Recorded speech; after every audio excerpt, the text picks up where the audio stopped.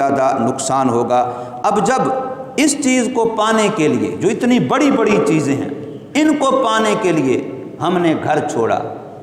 اپنا کاروبار چھوڑا، ماں باپ سے الگ ہوئے، بہن بھائیوں سے الگ ہوئے، اور جائز چیزوں کو بھی چھوڑ کے آ کے مسجد میں ڈیرا ڈال کے بیٹھ گئے اعتکاف کی شکل میں کہ یا اللہ ہم نے تجھے پانا ہے،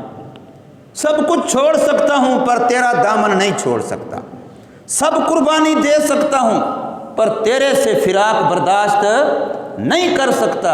یہ فیصلہ کر کے دل میں یہ ٹھان کے جب آ کے اللہ کے گھر میں بیٹھ گئے تو پھر چونکہ بڑا مقصد ہے ہمارا جس کو ہم نے پانا ہے، تو اس کے لیے ہمیں قربانی بھی بڑی دینی پڑے گی۔ اس کے لیے سب سے بڑی قربانی ہوتی ہے اپنے جذبات کو قربان کرنا، اپنے احساسات کو قربان کرنا، اپنی خواہشات کو قربان کرنا، اپنی چاہتوں کو قربان کرنا۔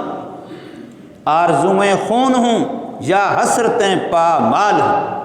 آرزوئیں خون ہوں یا حسرتیں پامال ہوں، اب تو اس دل کو تیرے قابل بنانا ہے مجھے۔ ایک فیصلہ ہے کہ اس دل کو اللہ کا گھر بنانا ہے، جیسے کعبۃ اللہ پاک ہے، اس کو ایسے میں نے پاک کرنا ہے۔ سرکار مدینہ صلی اللہ علیہ وسلم نے 1360 بتوں سے کعبۃ اللہ کو پاک کیا، تو میں نے اپنے دل سے، اپنے دل کو اپنی تمام چاہتوں سے ان بتوں سے پاک کرنا ہے اور اللہ کے بسیرے کے قابل بنانا ہے۔ اس لیے کسی نے کہا ہے کہ آرزوئیں خون ہوں یا حسرتیں پامال ہوں، اب تو اس دل کو تیرے قابل بنانا ہے مجھے۔ اگر رمضان گزر گیا، تراویح روزے گزر گئے، لیلۃ القدر بھی گزر گئی، اعتکاف بھی گزر گیا، اور یہ دل ویسے کا ویسا رہا، تو پھر ہم نے کیا کھویا کیا پایا؟ ہمیں دعوت فکر ہوگی، ہمیں سوچنا ہوگا۔ حضور صلی اللہ علیہ وسلم تو یہ فرما رہے ہیں کہ اگر کسی نے ایک رمضان مبارک بھی زندگی میں پایا اور اپنے گناہ نہ بخشوا سکا تو یہ بدبخت ہے، اس کی قسمت ماری گئی ہے۔ تو ہم نے زندگی میں کتنے رمضان پائے، گزر گئے، تو ہمیں بھی تو دعوت فکر ہے، ہم نے اس کے لیے قربانی دینی ہے۔ جو ساتھی اعتکاف میں ہیں وہ اعتکاف کی حالت میں ایک تو اہتمام فرمائیں کہ جہاں اٹھنا بیٹھنا، کھانا پینا، سونا لیٹنا ہے، وہاں نیچے موٹا کپڑا اپنا بچھا کے رکھیں۔ مسجد کی جو قلین ہے، مسجد کا جو کارپیٹ ہے، اس پر قناعت نہ کریں، بلکہ اپنی طرف سے موٹا کپڑا بچھا کے رکھیں، یہ مسجد کے ادب کے لیے ضروری ہے۔ اور اسی طریقے سے بغیر وضو کے مقصد کے، جب وضو مقصود ہو، بالکل مسجد کے وضو خانے میں ہاتھ دھونے کے لیے، کلی کرنے کے لیے، مسواک کرنے کے لیے بالکل نہ جائیں۔ اگر ایسا کیا تو وضو اپنا اعتکاف کے ٹوٹنے کا خطرہ ہے۔ بسا اوقات کھانا انسان کھاتا نا، عادت بنی ہوتی ہے کھانے کے فوراً بعد ہاتھ دھونے ہیں، تو پھر بندہ میں چلا جاتا ہے، چلو بھی ہاتھ دھو کے آ جاتا ہوں۔ تو اگر وہ کھانے کے بعد جو صرف ہاتھ دھونے کے لیے چلا گیا، وضو کرنا مقصد نہیں ہے، تو یہ شرعی ضرورت نہیں، اس سے اعتکاف کے ٹوٹنے کا خطرہ ہے۔ اسی طریقے سے وضو کر لیا، شرعی ضرورت تھی، اب وضو کرنے کے بعد وہیں کھڑے ہو کے رومال سے، تولیے سے ہاتھوں کو، چہرے کو صاف کر رہا ہے، وہیں کھڑے ہوئے، تو یہ بھی شرعی ضرورت نہیں ہے، یاد رکھیے، اس سے بھی اعتکاف ٹوٹ جاتا ہے۔ جو ہی وضو سے فارغ ہوں فوراً مسجد کے ایریے میں آئیں، اور پھر وہاں بے شک تولیہ استعمال کریں، وہاں رومال استعمال کریں، جسم کو صاف کریں، لیکن وہاں وضو والی جگہ پر ایسا نہ کریں۔ اسی طریقے سے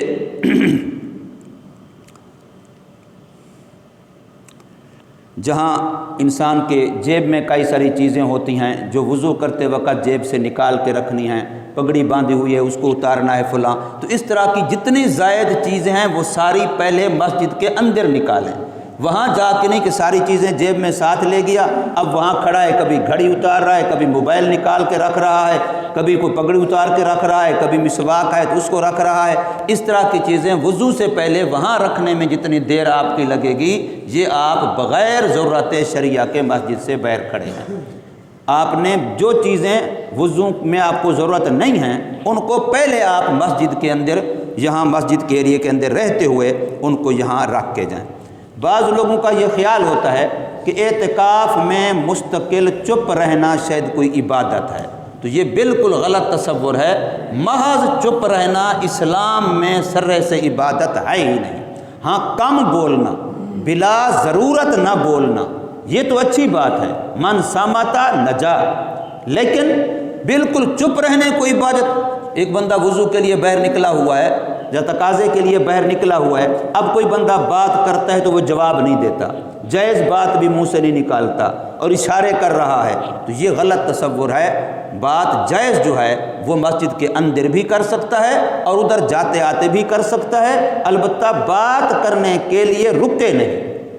صرف بات کرنے کے لیے رکنا یہ نامناسب ہے، لیکن صرف چپ رہنا یہ اسلام کے اندر کوئی عبادت نہیں ہے۔ آج جمعہ کا دن ہے، ابھی آج ہی اعتکاف بیٹھے ہیں، گویا کہ پہلا دن ہے، تو اب غسل کے لیے جمعہ والا جو غسل ہے، صرف جمعہ کا مسنون غسل، یاد رکھیے یہ معتکفین کے لیے شرعی ضرورت نہیں ہے۔ صرف اس غسل کے لیے مسجد سے باہر نکلنا، غسل کرنا یہ درست نہیں ہوگا،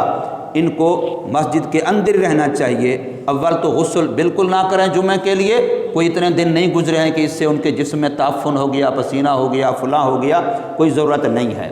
اگر کسی نے کرنا ہے تو پھر طریقہ میں نے وہی عرض کیا تھا کہ غسل خانے میں پہلے اشیاء ضرورت پہلے موجود ہوں اور واقعتاً اس کو وضو کرنے کی ضرورت ہو، پیشاب پخانے کی ضرورت ہو، اس وقت نکلے، اسی ضرورت کو مد نظر رکھ کے، اور پھر وضو الگ وضو خانے میں ٹوٹی میں نہ کرے، وہی غسل کرتے ہوئے جو وضو ہو جاتا ہے اسی کے ساتھ اکتفا کرے، اور جتنا جلدی ہو سکے اس غسل سے فارغ ہو تو اس کی گنجائش ہوگی۔ اللہ تبارک و تعالی ہمیں عمل کرنے کی توفیق